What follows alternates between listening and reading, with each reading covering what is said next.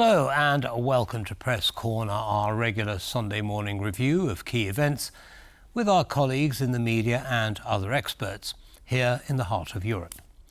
On Press Corner, we celebrate the privilege of a free press by listening to diverse opinions and letting our audience reach their own conclusions.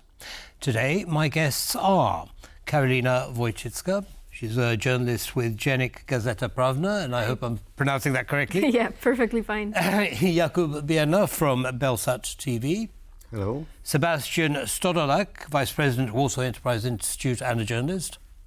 And Kacper, a columnist. Hello. So welcome to all of you. Great to have you here and thank you for taking the time on a Sunday morning. I know it's not easy, so great to have you. Now, I'd like us to kick off with the topic of the Ukrainian military incursion into Russia, into the Kursk region. As you will all know, this incursion was carried out by the Ukrainian military, and it is the first time that the military has been involved. In the past, there have been special forces units that have done this. Now, before we get into it, let's have a quick look at a short video on the topic. Ukrainian troops have captured the town of Sudzha, which hosts a Gazprom facility that controls the flow of natural gas through the Brotherhood pipeline. Despite clashes in the area, the pipeline remains operational, transporting gas from Russia through Ukraine to Hungary, Slovakia, and Austria. Greetings from the town of Sudzha. The news from here is that the town is controlled by the armed forces of Ukraine. The situation here is calm. All the buildings were taken. Observers say that Moscow was poorly prepared to defend Kursk and is pushing reinforcement in from other areas. The Russians have also not been hiding their troop movements very well, as TV reporters were seen doing live transmissions in front of military convoys in clearly identifiable locations. One resident of the Kursk region has been arrested for filming the damage caused by Ukrainian attacks and charged with espionage. Additionally, Russia has banned the Signal secure messaging app a few days after banning YouTube throughout the country. We've seen particular regions lose YouTube connectivity overall, or get slowed down by above 90% for a few days, which isn't really explainable by servers being old. B, shouldn't go back up if you can't bring new servers in. Russian authorities have enacted the state of counter-terrorism operation in the three regions neighboring Ukraine, namely Bryansk, Kursk, and Belgorod. Evacuation orders have been imposed on some border villages, with 76,000 people already having left their homes. The situation remains in constant flux. So I'll start with you, Sebastian, if I may. Right, completely out of the blue. I think most people didn't expect this. In fact, most people expected Ukraine to collapse 72 hours after the initial Russian invasion. Here we are 2.5 years later, and Ukraine's actually going into Russia itself. What do you make of it? What's the message, and what's the political ambition, quite apart from the military one? Right. There could be a few goals behind this operation. I believe that the main one could be the fact that we are close to negotiations. And obviously, each side of the conflict wants to be the stronger at the time of negotiation process. And Kiev wants to underline the fact that it's still able to achieve military goals and also to cross those so-called red lines that the West was so afraid of crossing. And it shows that it's possible to attack Russia in its own territory. So it's extending the possibilities for Kiev when it comes to the negotiation table. That's okay. what I make of it. Let me bring Jakub in on this one. Jakub, Sebastian's saying basically Ukraine's just preparing for negotiation. They're getting closer to saying, yeah, okay, let's get around the table with Putin. What do you think? Probably this war has to end somewhere, somehow, and at one moment. So. Yes, of course, we can see that they want to step boots into the Russian territory in order to bargain something about the rest of occupied territories of Ukraine. So I think it's quite reasonable way of negotiation. Okay, so grab some Russian land and hold it as, a bargaining chip around the table. What do you think the Russian response is going to be, Karolina? Well, it's a good question. What they're gonna do? I think the Ukrainians caught them off guard. It was the most unexpected thing they could have done. For now, we see. I mean, the situation is quite difficult because we don't have much reliable information coming from Kursk region, both from Ukrainians, which is obviously good. They shouldn't be talking a lot about what they're doing there, and we shouldn't trust Russian information. So that's first of all. But we see that around 76,000 people already left Kursk region, which is a good sign because ordinary Russians, should feel somehow the war in Russia, inside Russia. Right now we see only counter-terrorist engagements from the Russian side.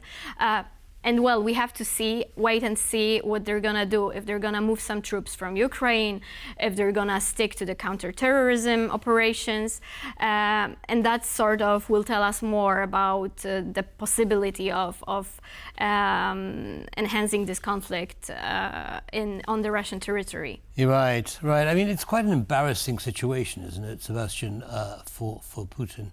Kacper, for Putin to be in. Just out of the blue, suddenly Russia's invaded. It's not what he was expecting. Do you think there are going to be implications of this within the Russian political elite? Well, certainly this offensive is also about inflicting damage on Russia and inflicting harm on the Russian self-perception. They both the elite and the population and the military politicians, they all see that they are not invincible, that the Ukrainians are capable of getting into their territory, and it's not just one way round. It's not just we can discuss whether the Russians will get 50 or 20 kilometers or will stay at the current positions in Ukraine, but the Ukrainians can also go the other way around. Right. This is very important from a psychological point of view. I think also in the relations between Ukraine and the Western countries, where obviously with the stalemate or with Russians gaining some ground, even if not much, then obviously the Russian plan would be for the Western countries to gradually get to the conclusion that, well, Ukraine cannot get anything more than it actually has in this given moment. And now Ukraine is getting more bargaining chips. Ukraine is also inflicting damage on Russia itself and on its own territory, which is very, I think, important both also in terms of the morale of the Ukrainian army. Yeah, morale of the army. Sorry. Jakub, just. You want to say, you said that it was unexpected, but it's not true entirely. Like a couple of weeks ago, already Lukashenko made a big fuss on the border, claiming that Ukrainians troops are massing next to the border of Belarus, which is also next to the border to Kursk region. Yeah. And then after some time he said that everything is fine, that they are not going to invade Belarus, that's okay. There was also a problem with Russia about the price of gas, by the way, but he tried to cool down the situation. Who, Lukashenko? Lukashenko. Then we know from the rumors, that also Russian intelligence, they knew about the incursion 2 weeks ago, but nobody told it to Putin, and this is. Looking on from the military point, we see that the situation of power in Russia, of the Kremlin elite, that Putin is in such a bubble that this kind of important information don't reach him at the end. So we shouldn't say that it wasn't unexpected. I guess it's very hard to hide a couple thousand. It was unexpected by Putin until it actually happened. And us too, because the problem is that when Lukashenko started to say about this incursion to Belarus, most of experts and people said that this is just kind of game, or Right. he's lying. But in the end, there are moments that even Lukashenko is telling the truth. But it's very important that it was unexpected to the world, because Ukraine was losing the attention of the world, especially because of what's happening in the Middle East. And the Americans are putting more pressure on that region. So, putting this unexpected attack on Russia, it's finally getting attention back on Ukraine. But I would like to address what you, Kacper, said about inflicting a damage on the morale of the Russian side. I wouldn't take it for granted that it will happen, because one of the main bullet points of Russian propaganda was that Ukraine is willing to attack Russia, is a real enemy that we should be afraid of and preventively fight Ukrainians. That was one of the main bullet points. So now it kind of confirms that the Ukrainian side is a real danger to the core, Russian territory, which means that the morale could go up. So there could be the adverse effect of the attack. I want to add to that, Sebastian, and that is, of course, the complete closure of social media. All right. So basically, what the population hears is what the Kremlin wants it to hear. Well, and YouTube has now been closed as well, which... obviously the level of damage would have to be great for the Russian population to have any even minimal effect on Russian policy, obviously. I meant more that they see that, for example, they are not immune from the immediate consequences. Right. Obviously, it's true that now they may perceive the Ukrainians even more as an enemy, but, the Ukrainians didn't have much to lose from that perspective. Because that's right. They were already the enemy. Even if beforehand someone had any doubts about whether Ukrainians were an enemy of Russia, and now he changed his mind, it didn't really affect Russian policy. Yeah. Karolina, I want to come back to something you said about global opinion. Now, over the last many months, we've heard a lot of voices in the US, for example, saying, well, we're giving Ukraine all this money, and where's it going, and why aren't we spending it at home? Now, the domestic side of that we can leave to one side, but is there going to be a mood, a feeling in the US that says, okay, look, we're helping Ukraine, and we're actually seeing tangible results as a result of our help? And do you think that's going to have an influence on US? I don't think it's going to have much of an influence on the Americans, especially now, just before the elections.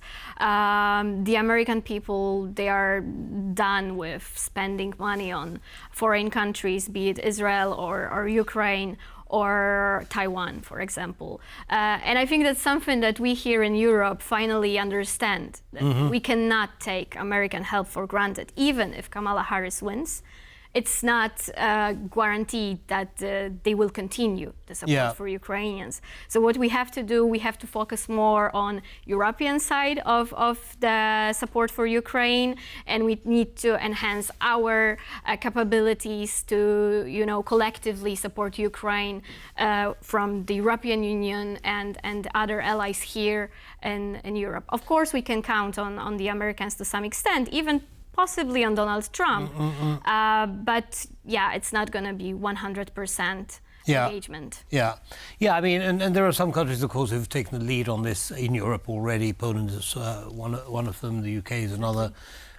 Germany, well, the jury is still out on that one, but we shall see. Now, I'd like us to move on to our next topic of conversation, and that's Belarus. You mentioned Belarus earlier, Kacper. Now, the thing about Belarus, of course, is that there were elections and they were brutally suppressed because, there were protests which were suppressed because people accused Lukashenko of rigging the elections. As a result, there's something like 14,000, I believe, political prisoners in Belarus at the moment, which is very concerning. The fourth anniversary of that event has just passed, and I'd like to get your view on what's going on. There's a short video on this, as usual, before we start.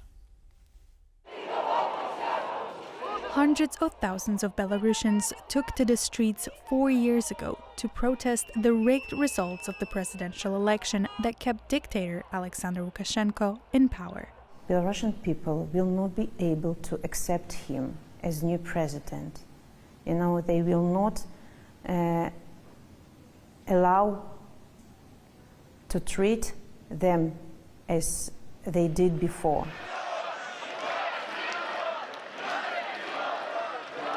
Despite the mass protests, Lukashenko went on with the inauguration and remains in power to this day. Many activists and ordinary Belarusians chose to leave the country rather than live in a dictatorship. Belarusian activists in Warsaw organized a commemorative march on Friday to mark the 4-year anniversary since the start of an attempted democratic revolution in Belarus. I would not say that we protest against something or for something. It's just a gathering of Belarusian immigrants, people who were in prisons or people who just fled the country. They left the country due to the political pressure from the dictator. The protesters also wanted to remind the world about the political prisoners kept in Belarusian prisons. The Belarusian human rights group Biernat has documented over 55,000 cases of political repression since the start of the presidential election campaign in 2020. Okay, so first a short correction. I think I said 14,000 political prisoners. It should have been 1,400. I want to start with you, Jakub. So tell me, what's the mood? Clearly a lot of dissidents outside Belarus who are organising. What are they looking for? We've got, I suppose, almost a shadow government outside Belarus. What's the goal and what's their strategy? Mm-hmm. So first of all, let me return to these days from 2020. Right. I had chance to be on the ground in Minsk at the time, so I saw this very brutal terror against Belarusians. Mm-hmm. I can, for me, it was kind of Hunger Games when you see, you know, throughout the night, policemen and undercover police chasing people, beating people on the street, throwing bang grenades into the vast crowds. So, live grenades? Bang grenades, okay. Like, you know, and so I saw blood, I saw beaten people. And after that night that I survived, thanks God, I realized that at that night more than 1,500 people were arrested only in Minsk. So that was a very special time for Belarus, and we don't understand the level of the brutality of the regime, which is even bigger than during the martial law in Poland in 1981. Mm-hmm. There were arrested about 14,000 of people, maybe, or detained. In Belarus,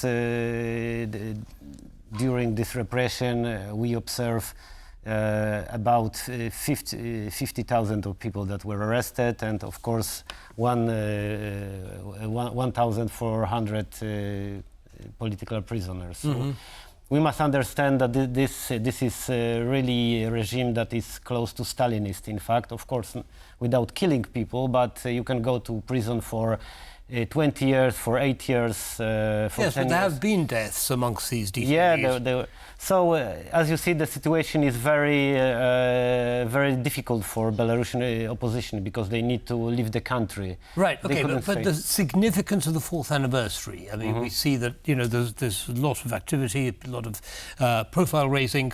What is it that the Belarusians in exile want to create? What do they want to see as the perfect outcome? You know, I guess, this situation reminds me the same situation with Polish uprising in the 19th century, when also thousands of Polish patriots had to leave the country, lives in France, for example, in UK as well. And of course, from there, the situation was, they were in despair, in fact, in many cases, they see no hope. But I guess, they were keeping up spirit, Right, of the freedom in Poland. Then the Belarusian, they are keeping spirit of freedom in Belarus. So I think, the best solution is just wait, of course, doing some activities in order to not forget Not about. to forget. Yeah. Yeah. So Kacper, your thoughts on this? Well, I think that on one hand, it's, as Jakub said, we have a lot of Belarusians living now in Poland, and a lot of them engaging politically here, organizing themselves, which is obviously an important development, that they do keep the link with the country. We will see in the long run how many of them would actually remain active and think about the future in some perspective. Is there a future for these people? Well, that's the big question, because obviously there were very high hopes for many in the West in 2020, but it didn't happen, and it doesn't look like Lukashenko's reign is nearing an end. No, he's been in power for 30 years, and for many occasions we had situations where people hoped that he would be ousted in one way or another, but it never happened. And what is important that is getting even more intertwined, for example, economically with Russia or with China than he used to be with the West, because of the sanctions, obviously, and also with his policy, for example, with artificial migration crisis on our border, with what he's been doing with vis-a-vis the Ukrainians.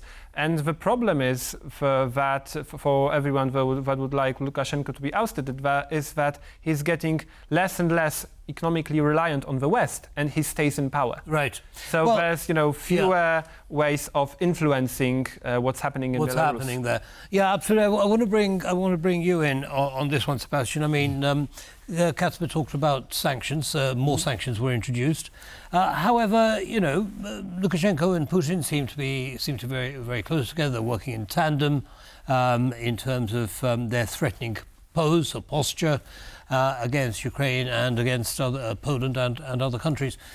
How do you see this playing out? Well, it's interesting, the case of Lukashenko. You can compare him to, in a way, obviously, to Kim Jong-un, the dictator of North Korea. So he's quite skilled in managing interests of the outside parties, Russia. He is good at playing political games when it comes to the outside world. Mm-hmm. And one of the signs of his skill, or the result outcomes, is that, well, we're talking about sanctions on Belarus. We're still trading with Belarus. Well, yeah. So, well, how can you claim that you sanction the country if you still do the business as usual with the country? Of course, in a limited sense, but still there is a great outflow and inflow of trade from and into Belarus. Mm-hmm. And, it's quite schizophrenic situation, because we all know, it's a common knowledge that the Belarusian border crisis is because of direct actions of Lukashenko and Putin. And we're still not doing anything about it. Yeah. We're trying. So I would say we need to rethink what we mean by sanctions, what we want to achieve by sanctioning Belarus.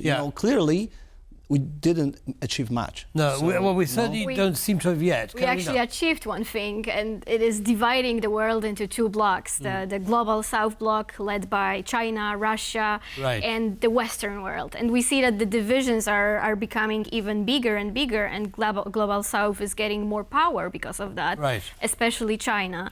And that's an unfortunate outcome for us. So we actually, yes, I agree, we have to rethink what we want to achieve. But I mean, Europe needs imports from Belarus in terms of fertilizers and so on.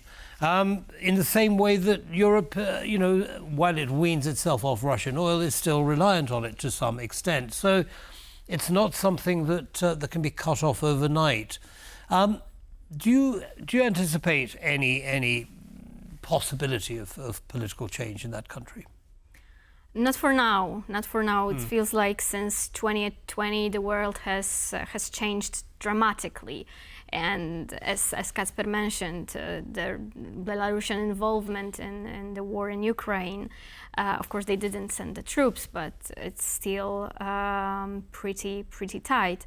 The conflict, the migration crisis on Polish-Belarusian border. Manufactured migration crisis. Exactly. There's less and less opportunities for Belarusian people to change the course of the country, especially that Lukashenko, his son, is probably the next leader of Belarus. So, not for now. And with the sanctions not being extremely hurtful to Belarusian economy, and new friendships being made with the global south, they don't feel the need and the urge to change. Right.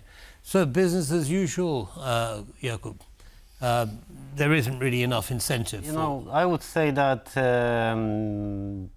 as we remember, nobody expected in the mid-80s that Soviet Union will withdraw from East Germany, Poland, and the Eastern Bloc. So I can imagine that at what point in Russia they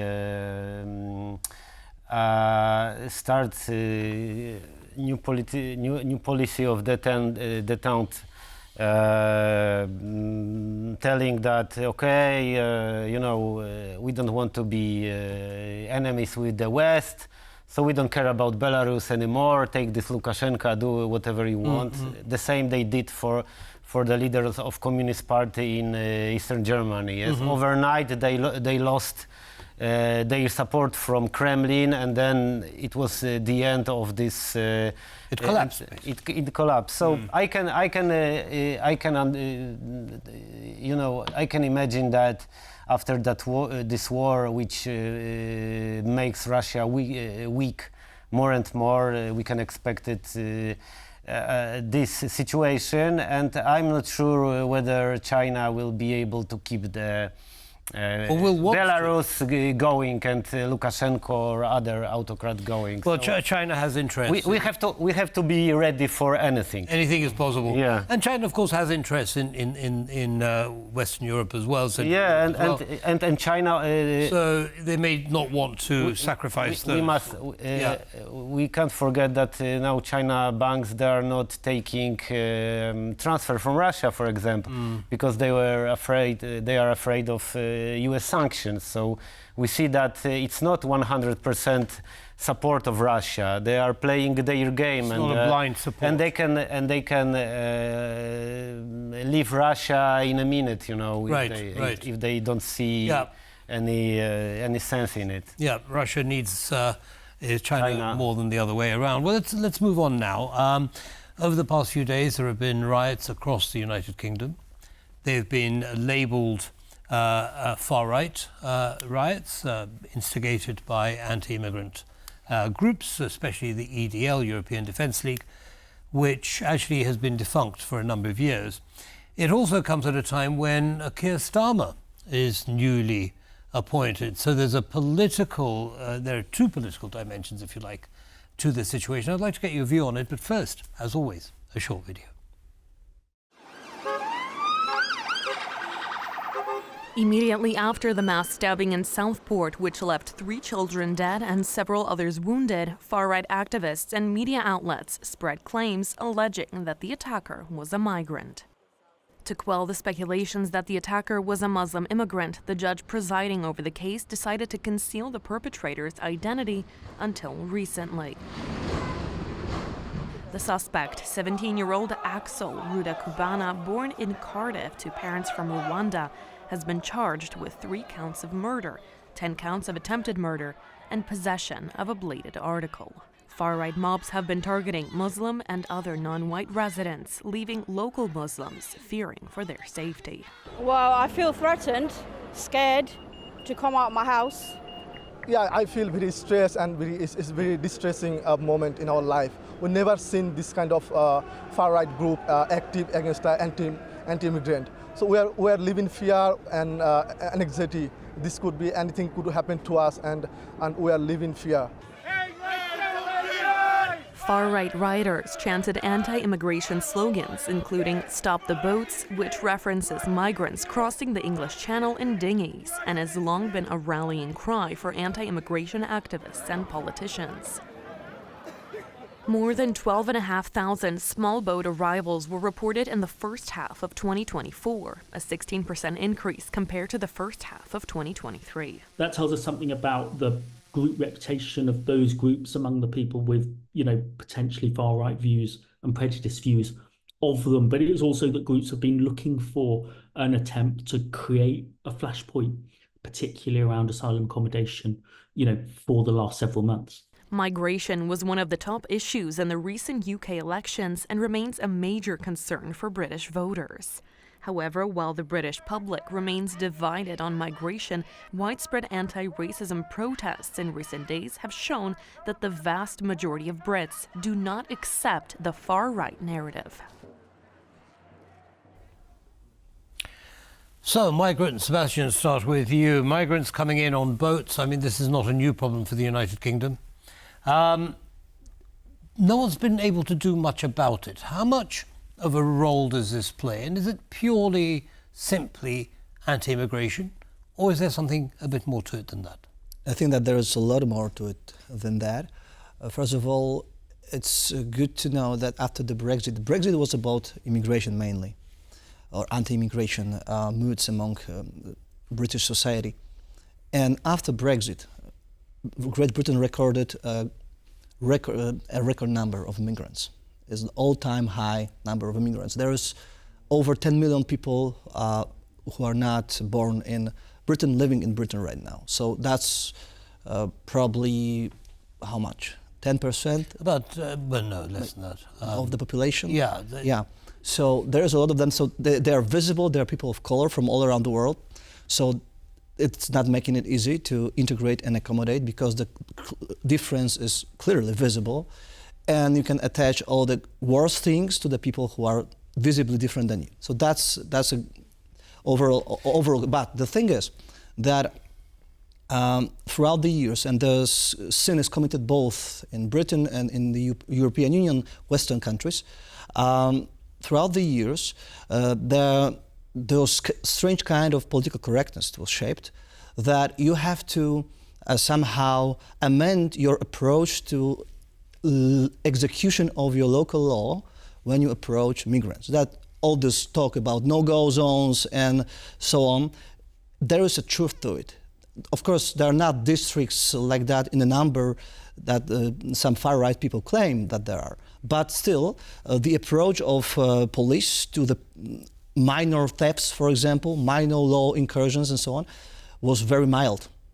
So there is a lot of stories, but this is a statistics as well. And the public sentiment is not a thing that you can dismantle with just a simple decree. Right. So it amasses over time based on those small, different, little irritating things. Right. So it's been building up. I think it's been building up for years, right. And now it needed a trigger, right. And the trigger was that. Right. And let me add one more thing.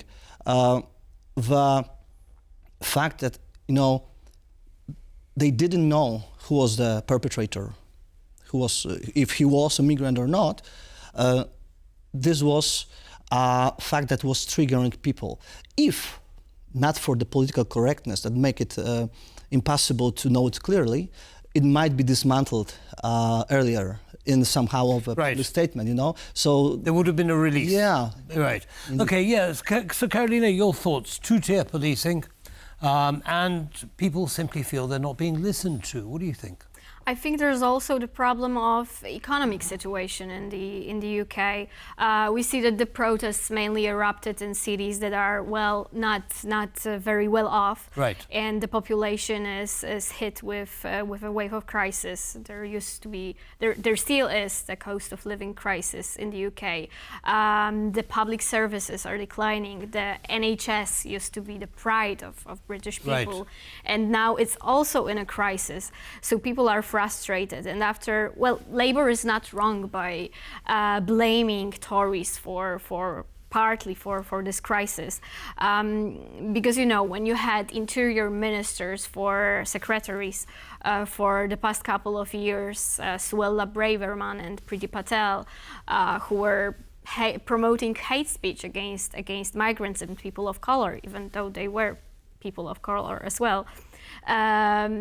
The result would be always this: blaming migrants for your own economic difficulties. So I think, yes, the economic problems in the UK, obviously there's many aspects to this crisis, right. Be it social media and so on. But yeah, economic situation. The economics is underlying all of this. Very quickly, Kacper, if I may. Now, Karolina is actually echoing a number of sentiments which you see. There was an article in The Spectator recently which said exactly that the governments have been incapable of improving the economy, growing the economy and so on, and they've been allowing migrants in because they're cheap labour, and so it's like a sticking plaster really. But the underlying problem hasn't been solved. There's high unemployment amongst Brits, and that is what triggered all of this. What do you say? Obviously, we have a couple of problems. It's always intricate, but on one hand, we have the very high numbers of cheap labour you've mentioned, and the Tory governments. It was, to be honest, quite ridiculous when, on one hand, they were talking, they used anti-migrant rhetoric a lot, and at the same time, as Sebastian said, they were themselves getting hundreds of thousands of cheap labour. Boris Johnson promised a points-based system like in Australia, then he didn't do anything like that. He just imported more cheap labour. Right. They said, as Karolina said, they talked a lot about stopping the boats, and they didn't achieve anything really in curbing illegal migration, which is obviously, well, if you have people who come in illegally and do not have a job, and the British taxpayer pays for them being in hotels, obviously people get annoyed by that. Sure. And this is and at the same time, I think that a lot of people think that the number, as Sebastian said, the number of immigrants makes it difficult somehow to integrate all of them at the same time. Right. And we also have, I think, divisions between, because there are very different types of migrants. Right. Some have a great career in the UK, and some not really. And right. There's a lot of tension, and I think that the public opinion hasn't really been. The subsequent governments didn't really act on public opinion, right. And at the same time they used public opinion to instill the cheap electoral points and didn't do anything. Didn't do anything about it. Yeah, I mean, I think there's a lot to what you all say in those. It's a very complex picture. And let's see how Keir Starmer and his newly elected government actually do to address these. I do want to move on in the last few minutes that we have left, and it's really about the increased connectivity between the Baltics, Poland, Czech Republic in recent months. The S3 expressway in Lower Silesia has just been completed, which allows Czech tourists to come into Poland and actually have access to the Baltic coast, which is nice for them to do. I'd like to get your view on the interconnectivity amongst these countries, but as always, a short video first.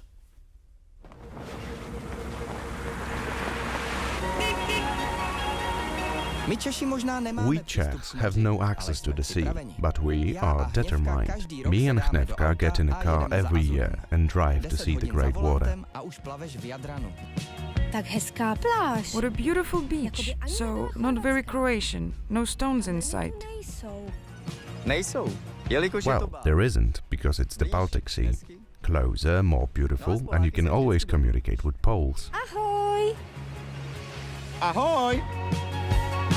The last section of the S3 expressway in Lower Silesia was opened on July 31st. The route in all its glory connects the Karkonosze Mountains with the Baltic Sea and runs through Legnica, Zielona Góra, Gorzów Wielkopolski and Szczecin. The company responsible for the project has released a promo spot showing the joy of going on holidays by the Polish Sea. The number of foreign tourists coming to Poland is growing each year. In 2023, more than 7 million tourists came from abroad. Most came from Germany, 1.6 million, Ukraine, 931,000, and the UK, 642,000. Czechs took the 5th place, with 350,000 visitors. Investments such as the S3 expressway are among the key factors facilitating the increase in the number of foreigners visiting Poland. Another ambitious infrastructure plan is Rail Baltica, a greenfield rail transport project with a goal to integrate the Baltic states in the European rail network. The project includes 5 European Union countries: Poland, Lithuania, Latvia, Estonia, and indirectly also Finland.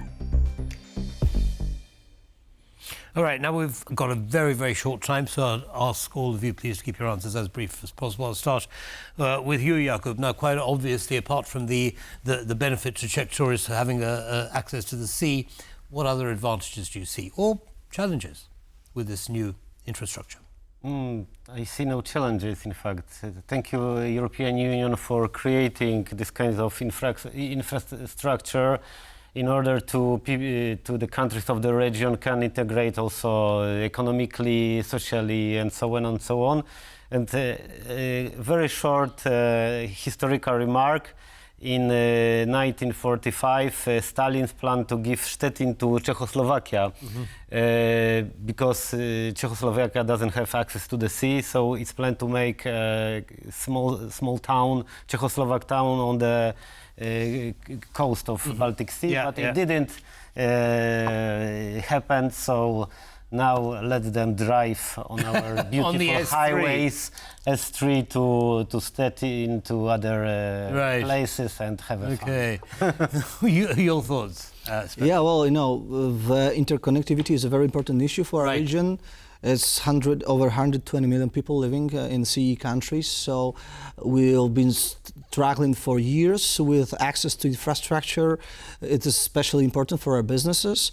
Now it's obviously much easier, it will be much easier to communicate, to transport cargo and so on. So yeah, well, I think this is obviously a good thing to build roads and to build highways, no doubt about that. Right. Yeah, okay, so in terms, Karolina, in terms of improvements to the economic situation, Sebastian just mentioned trade, but we also saw the numbers of tourists shooting up. And of course, Poland has a lot to offer in terms of things to see and so on, tourism and stuff.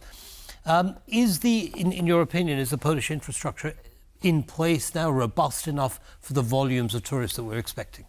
Of course, when you go to the Polish seaside and you see the number of hotels being currently built, it's a lot of them. So I definitely think we can accommodate more tourists coming from Czechia or even some other countries. We saw the influx of German tourists in the past couple of years. Right now you go to the Polish seaside and you see mostly Germans, which is obviously a good sign, because it's always good to promote Polish tourism, as it is a very beautiful country, but it's also becoming less accessible to Polish tourists. It's sometimes cheaper to go to Croatia for Polish people than to spend the summer in the Polish seaside. It has two sides. Of course, this is going to evolve over time. Kacper, very, very quickly, does that sound like an increased need for infrastructure investment in tourism and industry in Poland? Yeah, it's true what Karolina said. It's a double-edged sword always. But yeah, I think that infrastructure creates more business interactions, more people-to-people interactions, and obviously we had a very big, a profound change in the level of infrastructure in Poland during the last 15-20 years. And this is something that we should, this is an area in which we should definitely tighten our cooperation with the countries of our region who have similar needs and a similar level of economic development. Right, for a win-win outcome. Of course. Okay, well, unfortunately, we're going to have to stop there. There's a lot more we can always say, I know, and we hope you'll come back and join us again soon when we can continue our conversation. Thank you all very much for taking the time. Thank you. Thank you. And that's all from us here on Press Corner. Don't go away, lots more coming up. Goodbye.